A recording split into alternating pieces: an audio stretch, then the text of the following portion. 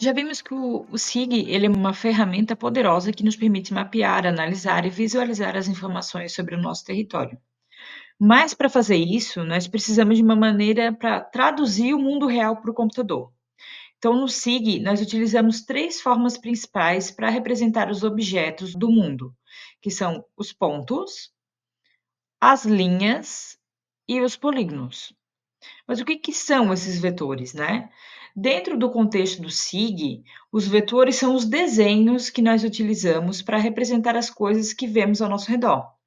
Cada vetor tem uma forma simples e corresponde a um tipo de objeto do mundo real.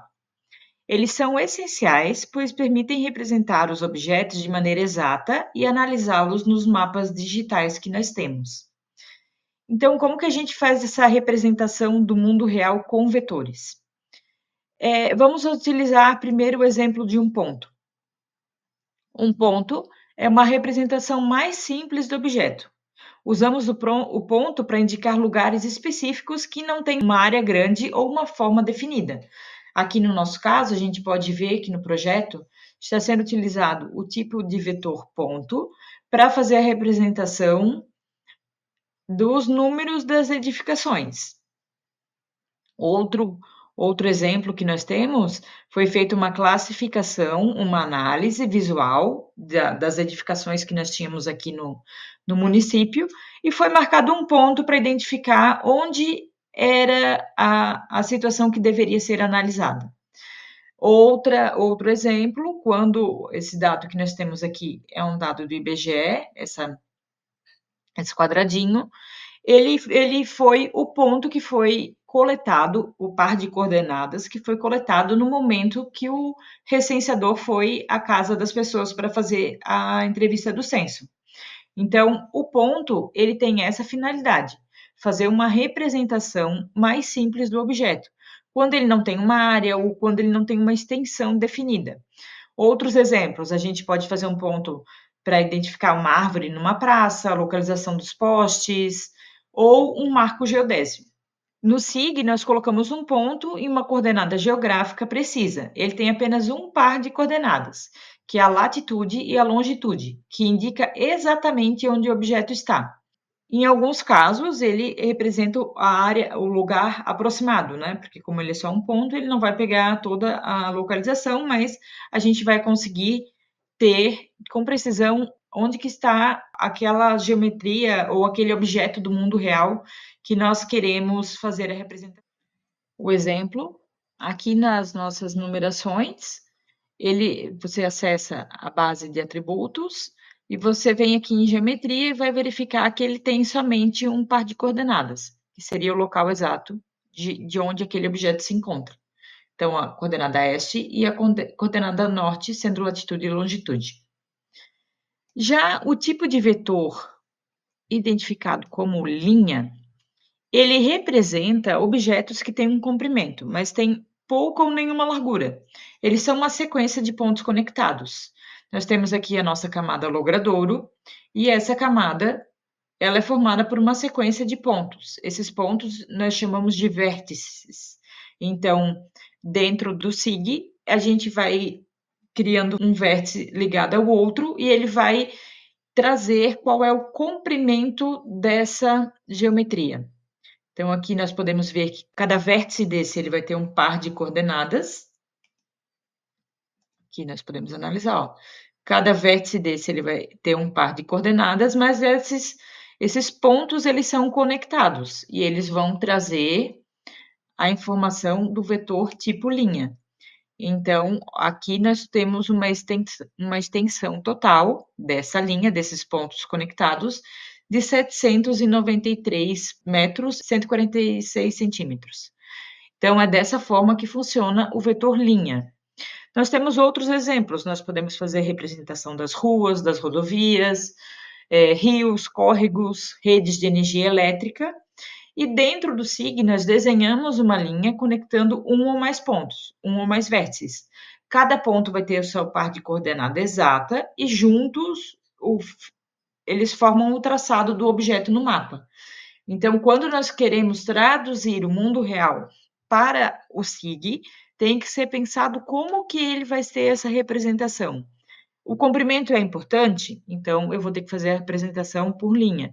A largura é importante também, é uma das dimensões que é necessária eu ter essa informação, então eu vou ter que fazer a análise pelo polígono, que é o nosso próximo vetor a ser analisado. Então, o que é um polígono? Ele é usado para representar os objetos que têm uma área que ocupam um espaço definido com limites claros. São formados por uma série de linhas que se conectam para fechar uma forma. Então, como a gente pode ver, o vetor mais simples é o ponto, a conexão de vários pontos vai trazer e formar uma linha, e a conexão de várias linhas vai formar um polígono. O que a gente representa dentro do nosso SIG? Os lotes são representados através de polígonos. Então, você pode ver que aqui nós temos um lote, ele é uma sequência de linhas de pontos que formam uma linha, e essas linhas vão formando um polígono fechado, uma geometria fechada. Cada ponto também vai gerar um par de coordenadas, e ele vai trazer essa representação do que nós precisamos. Então, quando eu vou fazer a representação de um terreno, eu sei que as dimensões de largura e altura são importantes. Então, eu tenho que escolher fazer uma representação através de um polígono. Outros objetos do mundo real que a gente pode representar por um polígono é um prédio, uma área construída, um parque, um lago, a delimitação de um município, a delimitação de um bairro, porque a área, nesse caso, é uma informação relevante para nós trazermos para dentro da nossa representação. Então, o polígono ele é desenhado conectando uma série de pontos que fecham a figura. Ele representa a área de um objeto e nos permite medir o seu tamanho e a sua forma. Entretanto, quando nós trabalhamos com as geometrias, a gente sabe que visualmente já tiram várias dúvidas e já faz uma representação legal do nosso mundo real, porém, como já havíamos falado, além de desenhar esses objetos com os pontos, as linhas e os polígonos, cada um desses vetores, eles devem trazer os atributos. Esses atributos são informações associadas àquele objeto, são dados inerentes daquele objeto que eu estou representando. Exemplo, há um ponto que representa uma árvore. Ele pode ter atributos como a espécie, é um IP, qual que é a altura, 10 metros. Uma linha que representa uma rua. Eu posso ter atributos com o nome Avenida Central, número de faixas e um polígono área, como nós podemos visualizar aqui no nosso mapa. Então, aqui nós temos o nosso ponto, o número, que é o número da edificação, é um atributo deste ponto, é uma informação que gera dentro do ponto.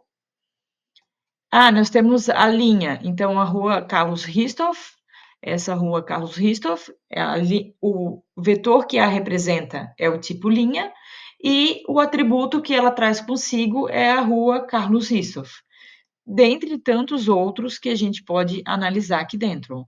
Ele informa a hierarquia da via, a extensão, várias outras informações. Então, dentro do SIG, nós representamos o mundo real de uma forma simplificada, com pontos, linhas e polígonos.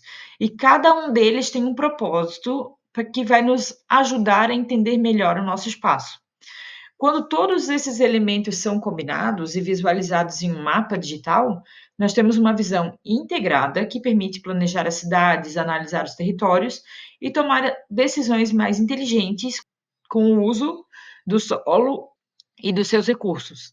Então, essa construção que vem sendo feita de maneira colaborativa entre vários setores é o que vai nos trazer dados que, dentro do geoprocessamento, dentro do nosso SIG, quando ele for processado, ele vai gerar uma informação de confiança.